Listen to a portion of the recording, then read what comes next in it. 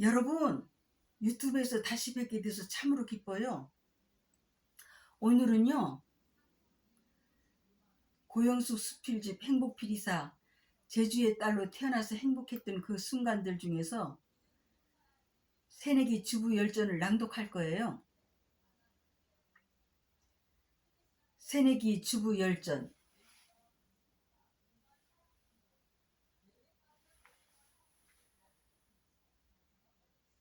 지금까지 살아온 생애 중 특히 신혼에서 여기까지 오는 동안 그야말로 혼신을 다해서 살아왔고 후회 없는 최선의 삶이었다고 자부하고 싶다.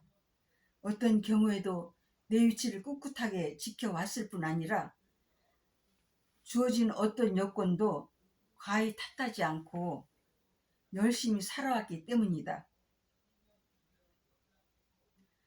신혼 첫 달에 가져온 남편의 월급은 기대에 미치지 못했다. 그래서 앞으로의 삶에 대해서 많은 생각을 불러일으키게 했다. 고심 끝에 우선 종잣돈을 마련하기 위해서 부업 전선에 뛰어들기로 마음먹게 되었고, 신문이란 신문은 다 뒤져서 액세서리를 만들고 종이를 이용한 여러 가지 공예품 등의 일감을 집에 가지고 와서는 밤낮 가리지 않고 열심히 일했다. 무엇보다도 앞으로의 목표를 굳게 세워놓고 그것을 달성하기 위해서 전략하고 그에 못지않은 가능한 경제활동도 수반되어야 했기 때문이다. 집에 가지고 온 부업거리를 날짜와 시간에 맞추어서 납품을 해야 했고, 그 과정에서 그야말로 혹한인데도 연탄을 아끼느라 냉방이다시피 한 방에서 이불을 뒤집어 쓴 채 밤새는 줄 모르고 일을 하곤 했었다. 목표가 뚜렷했기 때문에 그런 여건에서 일을 하면서도 고생으로 여기지 않고 즐겁게만 여겨졌다. 그렇게 한 결과 2년 만에 목돈을 손에 쥐게 되었고, 몇 날 며칠을 고심하던 끝에 남편의 제의로 편물 공장을 하기로 마음먹게 되었다. 그 당시 1977년도 의정부에서 40만 원짜리 전세방에 살고 있었는데, 옆집에서 우리한테 형편상 자기네 집을 130만 원에 팔 테니까 사는 것이 어떻겠냐며 거듭 설득해 왔다. 그런데 서울 변두리 쪽에 남편 이름으로 된 조그만 집이 있었고, 그 집에서 시댁 식구들이 살고 있었다. 그래서 어린 나로선 만약에 1가구 2주택이 되면 양도세 세금이 꽤 많이 부과될 줄 알고 몹시 걱정이 되어 단호히 거주를 할 수밖에 없었다. 일단 우리는 편물공장을 하기로 마음먹고 계획대로 내 이름으로 사업자 등록을 내고 공장을 가동하기 시작했다. 무엇보다도 기갑 8대라 장정 8명과 실감는 사람 1명에서 하루 장정 9명에게 세끼 식사를 헤매기는 일도 20대 중후반인 내게 적잖은 부담으로 다가왔다.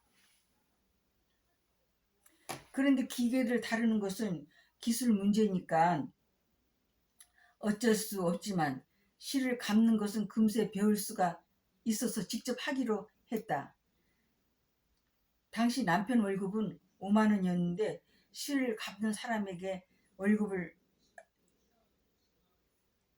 실을 감는 사람에게 지급해야 될 월급은 6만 원이었다. 하는 수 없이 낮에는 내가 감고 밤에는 남편이 도와주기로 했다. 그런데 혼자서 일감을 수령해 오고 완성품을 납품하고 게다가 수금까지 해오는 등 1인 5역을 해내기엔 역부족이었지만 경비를 절감하기 위해선 어쩔 도리가 없었다. 밤이 되면 피로를 풀 겸 뜨거운 방바닥에 몸을 지지려고 등대고 들어누우면 어긋났던 뼈가 제자리로 돌아오는 것인지 뿌드득 뿌드득 하는 소리는 어렸을 때 다친 허리도 잊은 채 몸을 사리지 않고 일에 몰두했던 자신을 돌아보게 해주었다.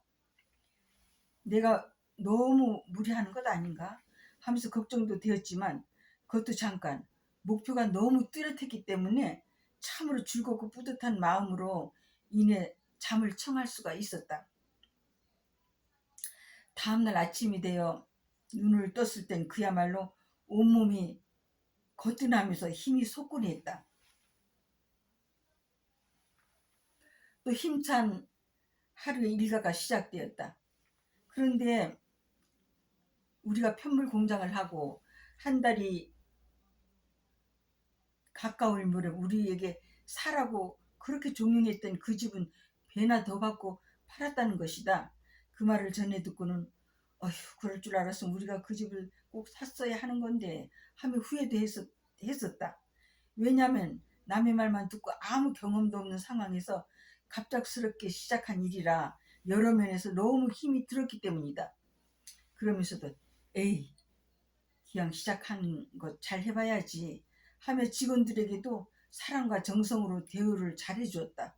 가령 생일을 기억해 두었다가 그날에는 꼭 미역국을 끓여주는가 하면 어린 나이에 진학도 못하고 생활 전선에 뛰어들 수밖에 없었던 그들이 너무 가여워서 일남만큼 가불도 서슴없이 잘해줬다.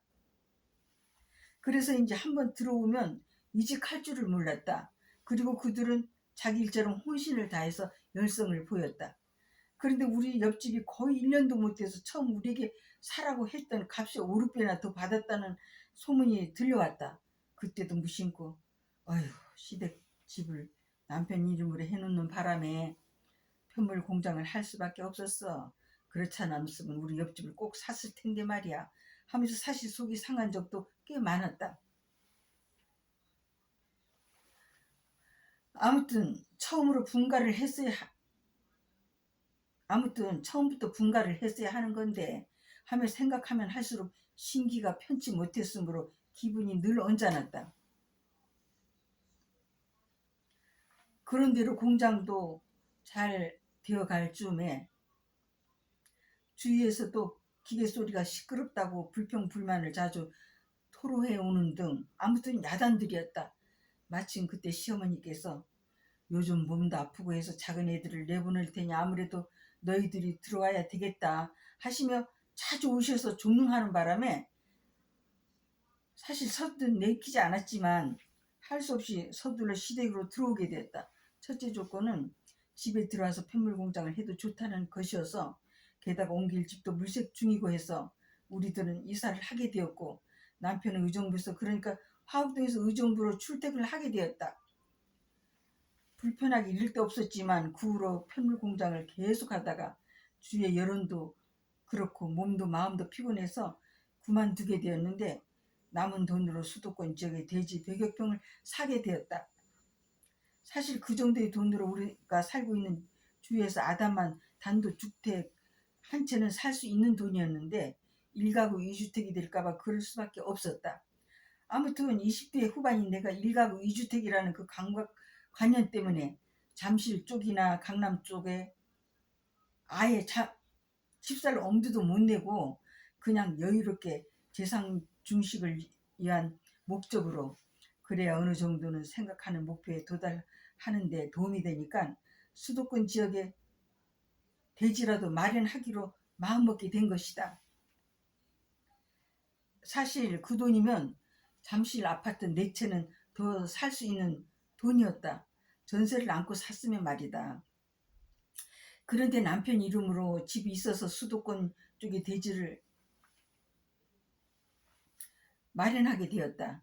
그렇다. 사람이 세상을 살아가면서 자기에게 주어진 기회를 잘 포착해야 된다는 것을 그런 저런 경험을 하고 난 지금에 와서야 깊이 깨닫게 되었다. 하지만 그 후로도 쭉 내가 세운 그 목표를 향해서 나의 모든 생각과 열정을 동원해서 실행에 옮기기에 줄다름 치고 있다. 그리고 늘 행복하게 살려고 노력한다.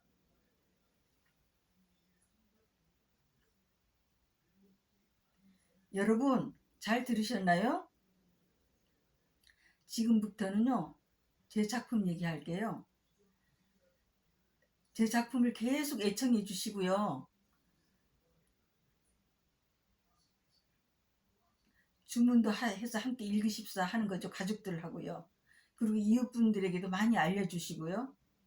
주문 전화는 7997-4370으로 행복피리 살을 주문하시면 됩니다.